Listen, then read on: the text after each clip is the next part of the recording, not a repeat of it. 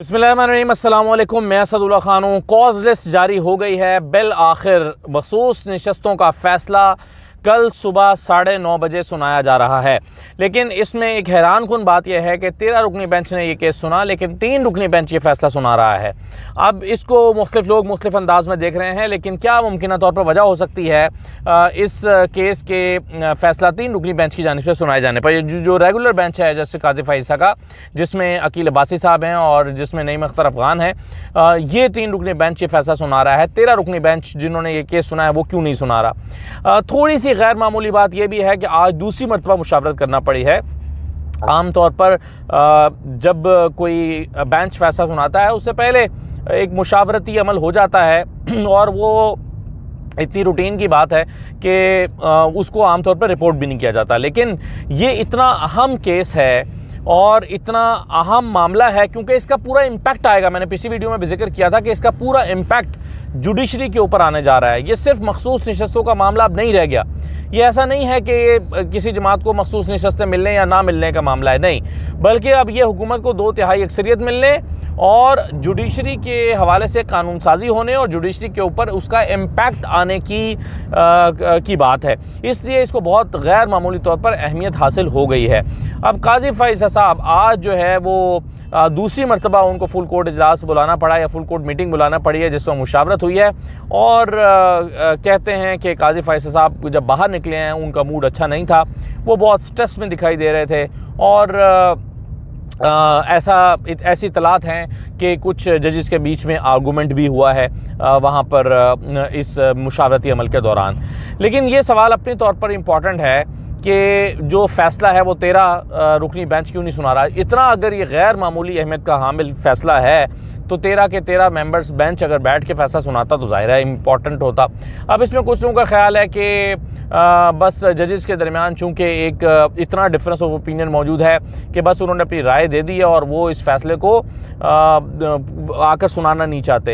एक राय आई है, नहीं जी, काजी फ़ाइज़ साहब की को अक्सरियत हासिल हो गई है और उनको अक्सरियत हासिल हो गई है तो जो अक़लियत में जजेस हैं उन्होंने कहा कि फिर हम बैठ के फ़ैसला नहीं सुनाते। मुझे ये सारी चीज़ें जो हैं वो खैर कुछ भी कहना कयास सराई होगी, क्या कहा जा सकता है।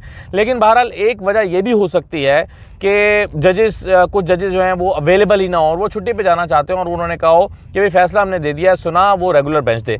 और मैंने कुछ रिपोर्टर्स से चेक किया, वो कह रहे हैं कि ऐसा माजी में भी हो चुका है कि जिसकी सबराही में बेंच बना होता है अगर वो मौजूद है, यानी काजी फ़ाइज़ साहब की सबराही में चूँकि ये बेंच था और बेंच के तमाम मेंबर्स अगर दस्तयाब नहीं हैं तो बजाय इसके कि इसको मज़ीद डिले किया जाए और तमाम मेंबर्स के अवेलेबल होने का इंतज़ार किया जाए तो काजी फ़ाइज़ साहब जो हैं उनका रेगुलर बेंच ही फ़ैसला सुना देगा। फ़ैसला तो बहरहाल जजीज़ का ही होगा, तो इसलिए इससे इतना फ़र्क नहीं पड़ता। एक राय ये भी है। बहरहाल जो कुछ भी है वो सुबह पता चल जाएगा हमें कि क्या हुआ है और फ़ैसला क्या आया है। लेकिन एक बात आपके जहन में रहे, जैसे आज हसनात मलिक साहब ने ट्वीट भी की हुई थी कि ये इतना अहम केस हो गया है कि इसके फ़ैसला अनाउंस करने की खबर भी एक ब्रेकिंग न्यूज़ है कि फ़ैसला अनाउंस होने जा रहा है जी, कल फ़ैसला अनाउंस होने जा रहा है, इसलिए ब्रेकिंग न्यूज़ है।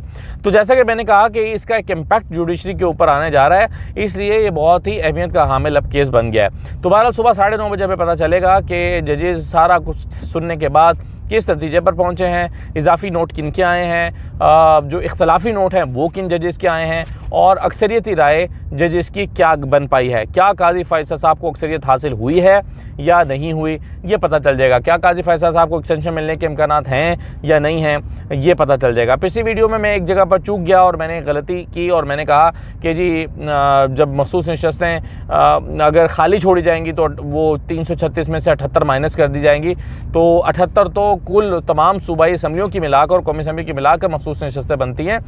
कौमी असम्बली में तो सिर्फ 24 सीटें या 23 सीटें 24 सीटें हैं जो कि इसमें से माइनस होंगे अगर मखसूस नशस्तें खाली रखी जाएंगी। तो कुछ लोगों ने मेरी इस्लाह की, मैं उनका शुक्रगुजार हूँ। लेकिन पिछली वीडियो के कमेंट्स में देख रहा था तो उसमें मैंने देखा कि बहुत सारे लोगों की ये राय है और वो मायूसी का शिकार दिखाई देते हैं। वो कहते हैं काजी फ़ाइज़ साहब कभी भी तहरीक इंसाफ को ये नशिस्तें नहीं मिलेंगी। और काजी फैसल तो क्या उनको लगता है कि बाकी जजेस भी मैनेज किए जाएंगे और तहरीक इंसाफ को इसमें से कुछ नहीं मिलने वाला। जो तहरीक इंसाफ के हामी लोग हैं वो भी अपनी राय ये रखते हैं कि तहरीक इंसाफ को इसमें से कुछ नहीं मिलेगा, इसलिए ज़्यादा उम्मीदें नहीं लगानी चाहिए। तो मुझे जो PTI के हमदर्द हैं या कारकुन हैं या उनके सपोर्टर्स हैं वो मायूस, पहले से मायूस दिखाई देते हैं और वो समझते हैं कि इसमें से कुछ नहीं मिलेगा। लेकिन बहरहाल कुछ रिपोर्टर्स जो हैं वो समझते हैं कि नहीं, ये 8-7 का फैसला हो सकता है, काजी फैसल साहब हो सकता है कि 6-7 का फैसला हो सकता है। काजी फैसल साहब जो हैं वो हो सकता है कि अपनी अक्सरियत जो है वो कल खो दें और उनको ज़्यादा हिमायत हासिल ना हो सके। इसी वजह से वो आज ज़्यादा एक स्ट्रेस में दिखाई दे रहे थे। तो ये बहरहाल ये सारी कुछ कयास आराइयाँ हैं, कुछ तज्जिए हैं, कुछ किसी की शायद कोई थोड़ी बहुत खबर भी हो, लेकिन एक्चुअली क्या होगा ये कल पता चल जाएगा सुबह 9:30 बजे जब फैसला आएगा। तो इस पर तो फ़िलहाल मैं इतना ही कहना चाहता हूँ। लेकिन इस फैसले के दूररस नताइज होंगे दोनों सूरतों में। अगर काजी फैसल साहब एक फ़ैसला देते हैं मखसूस नशस्तें देने का, तो जाहिर है, और जो जज देते हैं, जो जज नून लीग और पीपल्स पार्टी को जो जज ये नशस्तें देने का ऐलान करेंगे, उनके ऊपर बहरहाल बहुत ज़्यादा सवालात उठेंगे कि उन्होंने मुतनासिब नुमाइंदगी के उसूल का किस तरह से उसकी तशरीह की है और किस तरह मुतनासिब नुमाइंदगी के उसूल को पामाल करते हुए उन्होंने जो उन जमातों को सीटें बांट दी हैं जो उनकी बनती नहीं थी। आप देखें ना, एक जमात 2 सीटें ले रही है, खैबर पख्तूनख्वा में मसलन एक जमात है वो 2 सीटें ले रही है, जीत रही है, और उसके मुकाबले में उसको 5 रिजर्व सीट्स मिल जाती हैं। तो ये कहाँ का इंसाफ हुआ और कौन सी मुतनासिब नुमाइंदगी हुई? मुतनासिब नुमाइंदगी तो होती है कि आपको जितनी सीटें मिली हैं उसी तनासब से आपको मिल जाएंगी। लेकिन यहाँ पर जो है वो बड़ा एक हैरान कुन सा हमें जो है वो देखने को मिल रहा है कि अगर ऐसा होता तो ये बहुत हैरान कुन चीज़ होगी। तो बहरहाल इस पर ज़्यादा हम बात नहीं करते, कोई 2-3 चीज़ों में मैं और बात करना चाहता हूँ। आज जो इमरान खान के 9 मई के मुकदमात जो हैं उसमें उनकी अबूरी ज़मानतें खारिज करने का जो फैसला 4 सफ़हात पर मबनी आया, उसमें कहा गया कि जी 2 सरकारी गवाहों ने बयान दिया है, प्रोसिक्यूशन के विटनेसेस ने ये बयान दिया है कि 7 मई को शाम 5 बजे ज़मान पार्क में एक मीटिंग हुई, 15 लोग उस मीटिंग में मौजूद थे और उसमें यह तय पाया कि अगर गिरफ्तारी इमरान खान को 9 मई को गिरफ्तार कर लिया जाता है तो उसकी सूरत में मिलिट्री इंस्टॉलेशंस पर हमला किया जाएगा और लाहौर में होने वाले हमले की क़यादत डॉक्टर यास्मीन राशिद करेंगी। ये सरकारी गवाह ने ये बयान दिया। अब गवाह तो गवाह होता है, गवाह तो वो होता है जो, यानी उन 15 लोग जो मौजूद थे उसमें से कोई अगर गवाही देता कि हाँ भाई मैं मौजूद था, ये तय पाया था, मैं इसकी गवाही दे रहा हूँ, तो ये तो होता गवाह। लेकिन ये प्रोसिक्यूशन का गवाह क्या होता है? प्रोसिक्यूशन का विटनेस कैसे कह सकता है? क्या वो उस मीटिंग में मौजूद था? वो कैसे गवाही दे सकता है कि उसमें ये तय हुआ था?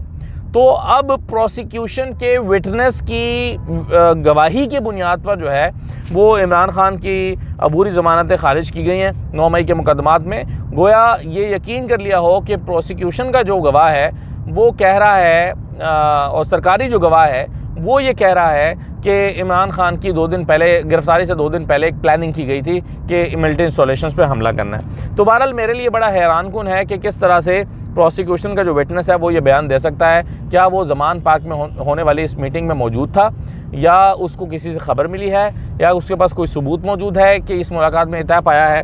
वो किस हैसियत में गवाह बन रहा है और किस तरह से गवाह बन रहा है, ये बड़ा हैरानकुन है मेरे लिए तो कम अज़ कम, जो प्रोसिक्यूशन ने अपने गवाह के तौर पर उनको पेश किया है। आसिफ अली जरदारी साहब ने आज फिर, जैसे मैं कहता हूँ कि पीपल्स पार्टी इस वक्त अपनी मुनाफिकत की मेराज पर है, अगरचे पिछले कई साल से इसी किस्म की पॉलिटिक्स उनकी चल रही है, लेकिन बहरहाल जो आसिफ जरदारी साहब हैं उन्होंने आज जो स्टेटमेंट दी है, उन्होंने कहा कि नून लीग से हुकूमत नहीं चल रही और हम हुकूमत बनाना और गिराना जानते हैं पार्टी। और फिर उन्होंने कहा कि IMF से कर्ज़ लेकर आवाम का इम्तहान लिया जा रहा है। अब एक तरफ मांडवी वाला साहब जो उनके एक्सपर्ट हैं इकोनॉमी के, वो ये समझते हैं, वो कहते हैं कि जी इस वक्त पाकिस्तान चूँकि IMF प्रोग्राम में है, IMF की कदगरें हैं, IMF की वजह से हमें जो है वो मजबूरियों का सामना करना पड़ रहा है, और जो बजट हुकूमत ने बनाया है इससे ज़्यादा बजट नहीं बन सकता था, ये मजबूरी के आलम में यही बजट बन सकता था क्योंकि पाकिस्तान IMF प्रोग्राम में है। और पीपल्स पार्टी खुद, बाकी लोग भी ये कहते हैं कि जी मुल्क के हालात इस किस्म के हैं कि हुकूमत के पास इतना ही कुशन था। और IMF के पास जाना मजबूरी थी, ये भी वो मानते हैं। लेकिन आप देखिए कि अपने कारकुनों को मुतमईन करने के लिए आसिफ जरदारी कह रहे हैं कि IMF से कर्ज़ लेकर आवाम का इम्तिहान लिया जा रहा है। तो फिर IMF से कर्ज़ लेने की आप मुखालफत क्यों नहीं करते? आप क्यों उस फाइनेंस बिल को सपोर्ट कर रहे हैं, उसको क्यों वोट कर रहे हैं? क्यों आप नहीं कह रहे कि हम इस फाइनेंस बिल को सपोर्ट नहीं करते? और IMF के प्रोग्राम में जाने की मुखालफत खुलकर क्यों नहीं की? ये कारकुनों के दरमियान बैठ के क्यों ख्याल आता है? ये पार्लियामेंट में तकरीर क्यों नहीं की कि IMF के प्रोग्राम के मुखालिफ हैं? तो ये है मुनाफिकत जिसको मैं कहता हूँ, और पीपल्स पार्टी वो कर रही है। फिर वो कहते हैं हम हुकूमत बनाना भी जानते हैं, हुकूमत गिराना भी जानते हैं, और नून लीग से हुकूमत नहीं चल रही। तमाम ओहदे आपने ले लिए और नून लीग की वजह से लिए हैं, और आप इसीलिए नून लीग को सपोर्ट कर रहे हैं। और नून लीग को सपोर्ट करके इसको कहते हैं मुकमुका की सियासत। तो नून लीग और पीपल्स पार्टी के दरमियान एक जो मुकमुका हुआ है, उसमें आपस में बांट हो गई है। मैं बंदर बांट नहीं कह रहा, मैं बांट कह रहा हूँ कि चलिए बांट हो गई है, बंदर बांट ना भी कहिए। और वैसे तो ये कहना भी गलत नहीं होगा बंदर बांट भी, लेकिन बहरहाल फिर भी मैं कहूँगा कि बांट कर ली आपस में कि आप तुम ये रख लो, मैं मुझे ये दे दो, मुझे सदारत दे दो, मुझे गवर्नरशिप दे दो, तुम स्पीकर रख लो, ऐसे ये सारे फार्मूला बनाकर आपस में बांट लिया। और बांटने के बाद अब जरदारी साहब कह रहे हैं कि जी इनसे हुकूमत चल नहीं रही। हुकूमत नहीं चल रही तो फिर आप हुकूमत संभाल लें या आप हुकूमत छोड़ दें। तो जरदारी साहब ने आज कारकुनों के साथ ये जो गुफ्तगू फरमाई है, उसके कई पहलू जो हैं वो बड़े हैरानकुन हैं, बल्कि हैरानकुन भी नहीं है, उनसे यही तवक्को की जा सकती है। और हैरत की बात यह है कि नवाज शरीफ साहब, उनके हम पल्ला इस सारी सूरत हाल को रिस्पॉन्ड करने के लिए तैयार ही नहीं है। वो गायब हैं, वो खामोश हैं, और बजट इजलास में वो आए नहीं हैं। पार्लिमानी पार्टी का इजलास हुआ है, उसमें वो शरीक नहीं हुए। और पार्लिमानी पार्टी के इजलास में हुआ क्या है, तारिक अजीज़ साहब ने खबर दी हुई है। वो कहते हैं कि जी पार्लिमानी पार्टी के इजलास में किसी ने नहीं कहा कि बिजली महंगी है, आवाम परेशान है, हलकों में मुश्किल का सामना है, क्योंकि हलकों में जा ही नहीं रहे ये लोग। और वो कह रहे हैं कि जी इस सारी सूरत हाल में पूरी यानी जो पार्लिमानी पार्टी के लोग बैठे हुए थे, उनमें से किसी ने भी ये नहीं कहा, बल्कि वज़ीर आज़म की तारीफ़ें करने में लगे रहे और एक दूसरे से बढ़कर तारीफ़ें करने में लगे रहे। बल्कि एक खातून रुकन ने तो ये भी कह दिया कि मैं वज़ीर आज़म की शख्सियत पे किताब लिखूँगी। तो ये यानी वो जो खुशामद है उसको सब करने में और मक्खन पॉलिश करने में लगे रहे, और किसी ने आवाम के हकीकी मसाइल या महंगाई और बिजली के बिलों में इजाफ़ा और इन तमाम चीज़ों पर किसी ने बात करना पसंद नहीं किया। नवाज शरीफ साहब खामोश हैं, वो इस इजलास में शरीक नहीं थे। शहबाज शरीफ मौजूद थे और शहबाज शरीफ की जो है वो तारीफ़ें होती रही हैं। जबकि बिजली की सूरत हाल ये है, यानी एक तरफ मैंने आपको बताया कि बिजली की महंगी, बिजली पर किसी ने एहतजाज नहीं किया और किसी ने सवाल नहीं उठाया। और आज ख़बर यह है कि कमर्शल और ज़रई सार्फिन के लिए बिजली महंगी हो गई है, 8 रुपये और 77 पैसे का यूनिट हो गया है कमर्शल सार्फिन के लिए। अब आप अखबारात में इश्तहारात देखें, आधे सफ़ात के फ्रंट पेज पर पूरे सारे अखबारात में इश्तहार लगा हुआ है कि जी वज़ीर आज़म ने कमाल कर दिया, वज़ीर आज़म ने अरबों रुपए की सब्सिडी दे दी उन गरीब बिजली के सार्फिन को जो 200 यूनिट तक इस्तेमाल करते हैं, उनको 3 महीने के लिए रिलीफ दे दिया। 3 महीने तक उनसे ये जो महंगी बिजली की है उसका बिल वसूल नहीं किया जाएगा। यानी जो महंगा हुआ है, जितने रुपए 7 रुपये पर यूनिट, या सॉरी 4 रुपये 10 पैसे फ़ी यूनिट, वो 3 महीने तक वसूल नहीं किए जाएंगे। और इस बात की तशहीर के लिए अरबों रुपए के इश्तहार छाप दिए गए हैं। और एक तरफ ये इश्तहार छापे गए हैं, दूसरी तरफ कमर्शियल सार्फिन जो हैं उनके लिए 8 रुपये बिजली महंगी करके 77 रुपये यूनिट कर दिया गया है। अब आप देखिए कमर्शियल एक्टिविटी क्या होती है। कमर्शियल एक्टिविटी ये होती है कोई दुकान कर रहा है वो कमर्शियल है, कोई परचून की दुकान चला रहा है वो कमर्शियल है, कोई दर्जी की दुकान चला रहा है वो कमर्शियल है, कोई भी किसी किस्म का कारोबार कर रहा है तो वो कमर्शियल एक्टिविटी है।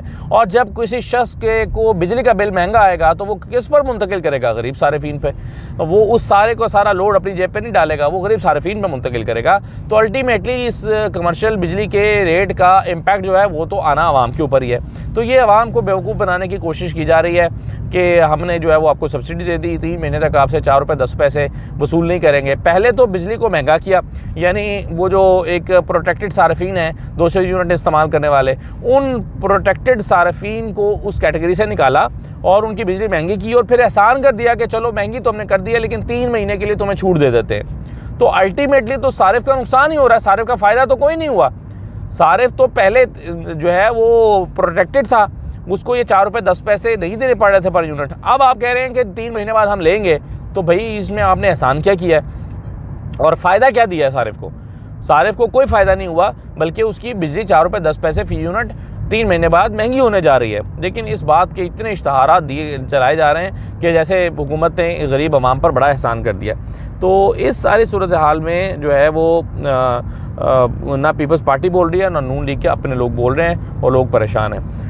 ये वीडियो जब मैं रिकॉर्ड कर चुका हूँ तो उसके बाद मैंने ये खबर देखी है और अभी ये अपडेट हुई है कि टाइम तब्दील हो गया है फैसला सुनाने का। अब 9:30 बजे नहीं बल्कि 12 बजे फैसला सुनाया जाएगा और फुल बेंच सुनाएगा। पहले हमें इसी पर बात कर रहा था कि 9:30 बजे अगर जो है वो फैसला सुनाया जा रहा है और 3 रुकनी बेंच सुना रहा है तो शायद जजेस की अनअवेलेबिलिटी की वजह से सुना रहा है। लेकिन अब पता चला है कि तमाम जजेस अवेलेबल हैं, तभी तो 12 बजे फैसला सुनाया जाएगा। तो अब नई कॉज जारी हुई है, 12 बजे फैसला सुनाया जाएगा। चूंकि इस पर बहुत कयास आराइयाँ हो रही थी, बहुत सारी चीज़ें इस पर डिस्कस हो रही थी, तो बहरहाल सुप्रीम कोर्ट का फुल बेंच जो है वो 12 बजे फैसला सुनाने जा रहा है। और इससे एक चीज़ तो साबित होती है कि बहरहाल कुछ ऐसा ज़रूर है कि जो इख्तलाफ की वजह बन रहा है। पहले फैसला हुआ कि 3 रुकनी बेंच सुनाएगा, यानी जो रेगुलर बेंच है काजी फैसला का, लेकिन बाद में फिर ये फैसला हुआ है कि फुल बेंच ही सुनाएगा।